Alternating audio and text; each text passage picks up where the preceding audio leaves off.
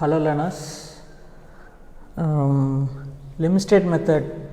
So stress block போட்டு அதில் இருந்து மூமெண்ட் ஆஃப் ரெசிஸ்டன்ஸ் எப்படி கண்டுபிடிக்கணுன்ற எக்ஸ்ப்ளனேஷன்ஸ்லாம் வந்து லாஸ்ட் வீடியோஸில் பார்த்தோம். அந்த ஸ்ட்ரெஸ் பிளாக்கில் ஒரு சில values 0.45 FCK, 0.67 FCK and 0.36 FCK, 0.87 FY. So இந்த மாதிரி வேல்யூஸ் நிறைய கொடுத்துருந்தோம். ஸோ அந்த வேல்யூஸ்லாம் எப்படி வந்தது அப்படின்றத எக்ஸ்ப்ளனேஷன் தனியாக ஒரு வீடியோவில் சொல்கிறேன்னு சொல்லியிருந்தேன். அமெரிக்கன் கோட் ஆஃப் ப்ராக்டிஸில் வந்து என்ன பண்ணியிருந்தாங்கன்னா ஒரு சிலிண்ட்ரிக்கல் ஸ்பெசிமென் தான் வந்து டெஸ்டிங்க்கு யூஸ் பண்ணுவாங்க. ஸோ சிலிண்ட்ரிக்கல் ஸ்பெசிமெனுடைய கேரக்டரிஸ்டிக் ஸ்ட்ரென்த் எஃப் சிலிண்டர் அப்படின்னு நோட் பண்ணியிருக்கேன்.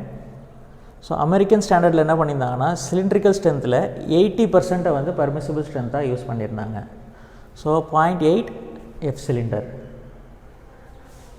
நம்ம வந்து க்யூபு தான் வந்து காங்கிரீட் ஸ்ட்ரென்த்து கண்டுபிடிக்கிறதுக்கு டெஸ்டிங்க்கு யூஸ் பண்ணுறோம்.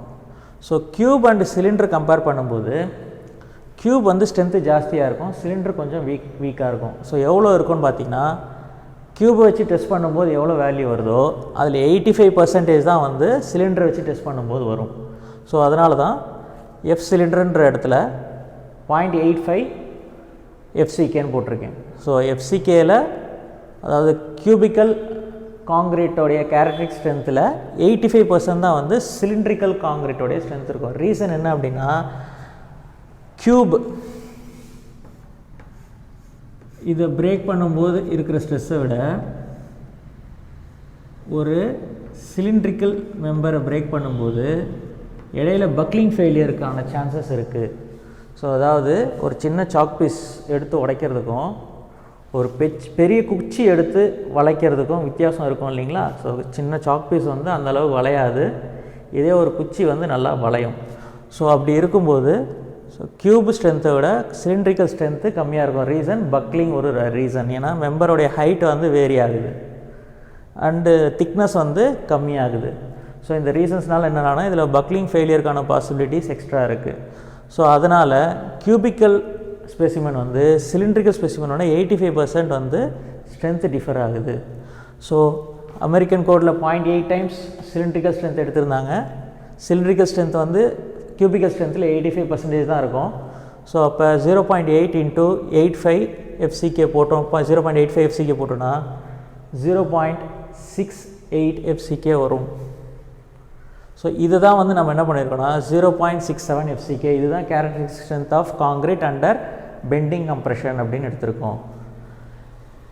நெக்ஸ்ட், ஸோ அந்த கேரக்டரிஸ்டிக் ஸ்ட்ரென்த்துக்கு partial safety factor 1.5 factor of safety divide பண்ணி வர ஸ்ட்ரெஸ்ஸு 0.45 FCK தான் வந்து maximum permissible stress under bending compression. காங்கிரீட்டுக்கு வந்து maximum permissible stress under bending compression வந்து 0.45 FCKன்னு எடுத்திருக்கோம். இதே ஸ்டீல் ரீன்ஃபோர்ஸ்மெண்ட்டுக்கு வந்து ஈல்டு ஸ்ட்ரென்த்து FY தான் வந்து ஸ்டீலோடைய ஈல்டு ஸ்ட்ரென்த்து. ஸோ அந்த ஈல்டு ஸ்ட்ரென்த்தில் ஃபேக்டர் ஆஃப் சேஃப்டி 1.15. ஸோ இதில் காங்கிரீட்டுக்கு 1.5, ஸ்டீலுக்கு 1.15 இதை எடுத்தோம் அப்படின்னா 0.87 FY இதுதான் வந்து காங்கிரீட்டுக்குடைய மேக்ஸிமம் பர்மிசிபிள் ஸ்ட்ரெஸ் வேல்யூ. சரி, இப்போது டாப்பில் 0.45 FCK அப்படின்னு சொல்லிட்டோம். ஸோ இதே ஒரு பெண்டிங் மெம்பரில் மேக்ஸிமம் கம்ப்ரெசிவ் ஃபோர்ஸ் என்ன அப்படின்னு கண்டுபிடிக்கணும் பார்த்தீங்கன்னா இங்கே ரெக்டாங்குலர் ஷேப் இருக்குது, இங்கே பேரபோலிக் ஷேப் இருக்குது. ஸோ 0.0035 இந்த ஸ்ட்ரெயின் வேல்யூக்கு ஒரு ஃபுல் ட்ரையாங்கிள் எடுத்துக்கிறேன். இதே பேரபோலிக் கர்வ்ஸ் எண்ட் ஆகுது இல்லையா, அந்த பாயிண்ட்டோட ஸ்ட்ரெயின் வேல்யூ வந்து 0.002. ஸோ இந்த மாதிரி 2 ட்ரையாங்கிளாக அதை ஸ்ப்ளிட் பண்ணிக்கிறேன். ஸோ இந்த ஒரு ஃபுல் ட்ரையாங்கிளில் 0.0035 ஸ்ட்ரெயின் வேல்யூ உள்ள ஒரு ட்ரையாங்கிள், 0.002 ஸ்ட்ரெயின் வேல்யூ உள்ள ஒரு ட்ரையாங்கிள், 2 ட்ரையாங்கிளாக பிரித்து எடுத்துக்கிறேன். இந்த 2 ட்ரையாங்கிளுக்கும் இடையில உள்ள ஹைட், இந்த ஹைட் வந்து பார்த்திங்கன்னா எக்ஸ்னு ஒரு வேல்யூ எடுத்துக்கிறேன். அது எவ்வளோன்னு தெரியாது. நெக்ஸ்ட், ஸோ இந்த நியூட்ரல் ஆக்சிஸ் டெப்த்து, அதாவது கம்ப்ரசிவ் ஜோனுடைய 0 வேல்யூவிலேருந்து மேக்ஸிமம் வேல்யூ வரைக்கும் இருக்கிற டெப்த்து தான் வந்து நியூட்ரல் ஆக்சிஸ் டெப்த்து. ஸோ அது வந்து XU. ஸோ இந்த கம்ப்ரசிவ் ஸ்ட்ரெஸ் பிளாக்கை வந்து 2ஆக பிரிச்சுக்கிறோம். ஒன்று ரெக்டாங்குலர் பிளாக்கு, ஒன்று வந்து பேரபோலிக் பிளாக். ஸோ இந்த 2 ட்ரையாங்கிள் பிரித்தேன் இல்லையா, அந்த 2 ட்ரையாங்கிளில் வந்து சிமிலர் ட்ரையாங்கிள் ரூல் படி ஹைட் ரேஷியோவும் பேஸ் ரேஷியோவும் ஈக்குவேட் பண்ணலாம் இல்லையா? ஸோ ஹைட் ரேஷியோ என்னது? xu minus X. இந்த ட்ரையாங்கிளோடைய ஹைட் வந்து xu மைனஸ் எக்ஸ். நெக்ஸ்ட் இந்த ட்ரையாங்கிளோட ஹைட் வந்து xu. ஸோ ரெண்டு ட்ரையாங்கிளும் ஹைட் ரேஷியோ எடுத்திருக்கேன். நெக்ஸ்ட் பேஸ் ரேஷியோ எடுக்கிறோம். ஃபஸ்ட்டு எந்த ஹைட் எடுத்துருந்தோம்? செகண்ட் ட்ரையாங்கிளோட ஹைட் எடுத்திருக்கேன் இல்லையா? ஸோ அதனால் செகண்ட் ட்ரையாங்கிளோடைய பேஸ் எவ்வளவு? 0.002. நெக்ஸ்ட் ஃபஸ்ட்டு ட்ரையாங்கிளோடைய பேஸ் எவ்வளவு? 0.0035. So height ratio base ratio ரெண்டையும் ஈக்குவேட் பண்ணுறேன். ஸோ இதில் 10,000 டைம்ஸ் மல்டிப்ளை பண்ணோம் அப்படின்னா 20, கீழே 10,000 மல்டிப்ளை பண்ணோம்னா 35. ஸோ ஒன்றும் இல்லை, இன்ட்டு 10⁴, கீழே இன்ட்டு 10⁴. இது கேன்சல் ஆகிடும் இல்லையா? ஸோ அதனால் ரெண்டுலேயுமே 10⁴ மல்டிப்ளை பண்ணுறேன். மல்டிப்ளை பண்ணும்போது 20/35 வருது.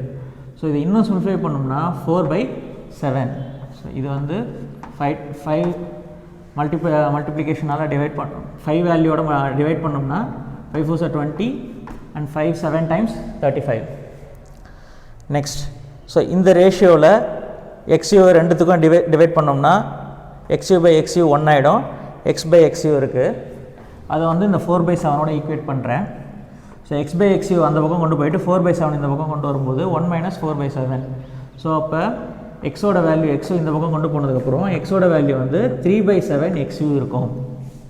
ஸோ இந்த சின்ன பார்ட்டு சொன்னோம் இல்லையா x, இந்த வேல்யூ வந்து 3/7 ஆஃப் xu. ஸோ xu இருக்குது அப்படின்னா 7ல் 3 பங்கு இந்த ஹைட்டு, 7ல் 4 பங்கு இந்த ஹைட். ஸோ இப்போ என்ன ஆகுது? 7ல் இதை 7ஆக பிரிச்சிங்க அப்படின்னா 7ல் 3 பங்கு இந்த ஹைட்டும் 7ல் 4 பங்கு கீழே உள்ள ஹைட்டும் இருக்குது. சரிங்களா? ஸோ இதை பிரித்ததுக்கப்புறம் கம்ப்ரசிவ் ஃபோர்ஸ் x பார், இந்த ஃபோர்ஸ் ஆக்ட் ஆகக்கூடிய CG.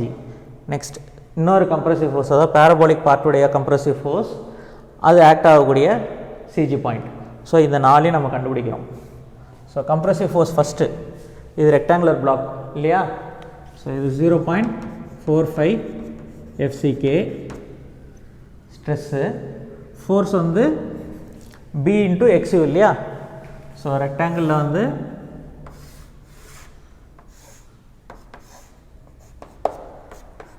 ரெக்டாங்கிளில் வித்து வந்து B இருக்கும், ஹைட்டில் வந்து 3/7 xu, இது 4/7 xu இல்லையா? ஸோ அப்போ என்ன பண்ணுறோம்? 0.45 FCK ஸ்ட்ரெஸ் வேல்யூ எடுத்துடுறோம். ஸோ ஃபுல்லாகவே வந்து 0.45 FCK தான், சேஞ்சஸ் இல்லை. ஸோ அப்போ ஆவரேஜ் ஸ்ட்ரெஸ் வந்து 0.45 FCK இன்ட்டு ஏரியா வந்து பார்த்திங்கன்னா B இன்ட்டு அந்த 0.45 FCK ஆக்ட் ஆகக்கூடிய ஏரியாவை மட்டும் எடுத்துக்கிறோம். எவ்வளவு? 3/7 xu. ஸோ அப்போ ஸ்ட்ரெஸ் இன்ட்டு ஏரியா, ஸ்ட்ரெஸ் வந்து 0.45 FCK, ஏரியா வந்து B இன்ட்டு 3/7 xu. ஸோ இதை சிம்பிளிஃபை பண்ணோம்னா 1.35/7 FCK B xu இருக்கும். நெக்ஸ்ட் x1 பார். ஸோ டாப்பில் இருந்து இந்த ஃபோர்ஸ் FC1 ஆக்ட் ஆகக்கூடிய பொசிஷன் என்ன?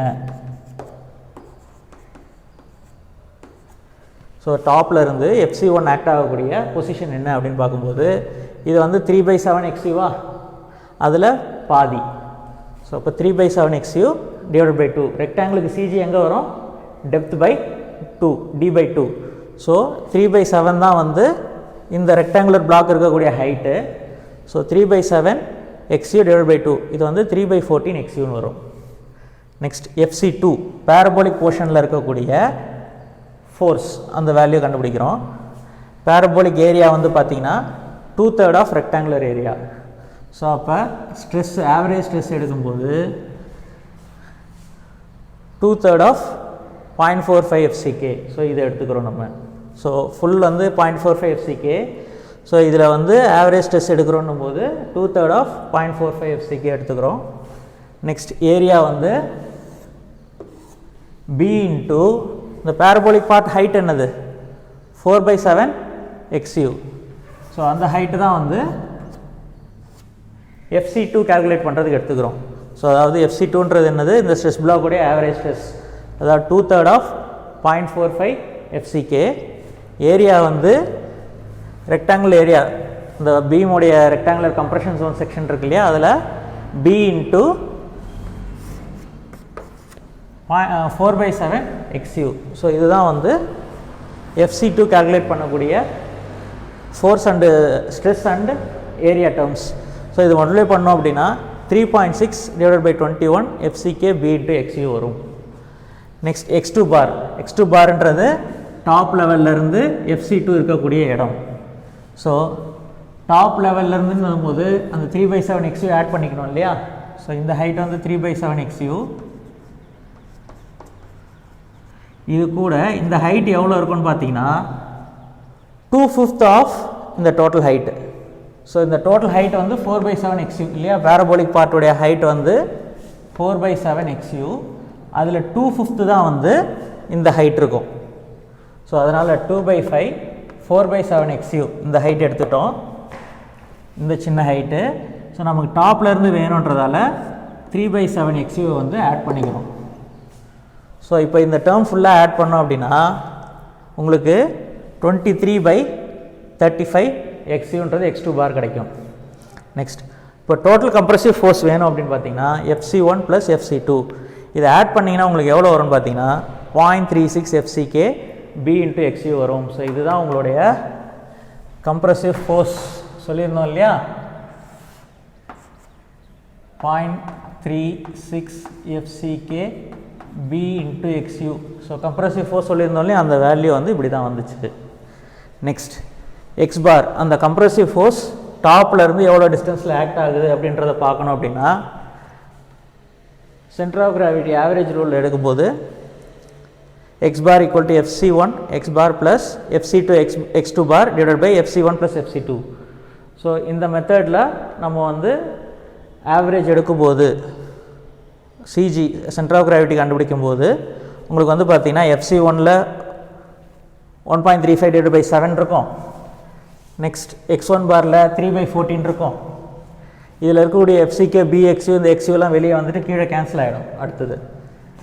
ஸோ இதில் FC2ல் வந்து 3.6 டிவைடட் பை 21 இருக்குது FC2. நெக்ஸ்ட் X2 பார் வந்து 23 டிவைடட் பை 25. ஸோ இந்த ரேஷியோவெல்லாம் சிம்பிளிஃபை பண்ணிட்டு divided by FC1 plus FC2 வந்து 0.3624 இருக்கும். ஸோ இதெல்லாம் சிம்பிளிஃபை பண்ணிங்க அப்படின்னா உங்களுடைய X பார், அதாவது இருக்கிற எல்லா டேர்ம்ஸும் சப்ஸ்டியூட் பண்ணிவிட்டு இந்த X பார் வேல்யூ எவ்வளோ வரும் அப்படின்னு பார்த்தீங்கன்னா 0.42 இன்ட்டு XU இந்த வேல்யூ வந்து உங்களுக்கு கிடைக்கும். ஸோ அதை தான் என்ன பண்ணியிருந்தோன்னா டாப்பில் இருந்து இந்த ஃபோர்ஸ் ஆக்ட் ஆகக்கூடிய டெப்த்து வந்து 0.42 XU அப்படின்றத சொல்லியிருந்தோம். சரியா.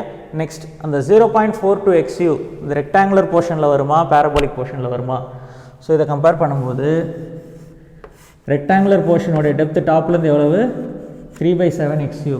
ஸோ இதை சிம்பிளிஃபை பண்ணிங்கன்னா 0.426 வரும்போது 428 XU இருக்கும். அதாவது 3/7 வந்து பார்த்தீங்கன்னா 0.428 XU இருக்கும். பட் இந்த பார்ட் வந்து 0.424 அந்த ரேஞ்சு தான் வரும். ஸோ அதனால் வித்தின் த ரெக்டாங்குலர் போர்ஷனுக்குள்ளேயே வந்து இந்த டோட்டல் கம்ப்ரெசிவ் ஃபோர்ஸ் வந்து ஆக்ட் ஆகும். ஸோ உங்களுடைய 0.67 FCK எப்படி வந்தது 0.8 இன்ட்டு 0.85 FCK. இதில் தான் வந்து 0.67 FCK வந்தது. டிவைடட் பை 1.5 போட்டோம் அப்படின்னா அதில் தான் 0.45 FCK வந்தது. இந்த 0.45 FCK வந்து 0.36 FCK எப்படி ஆச்சுன்றத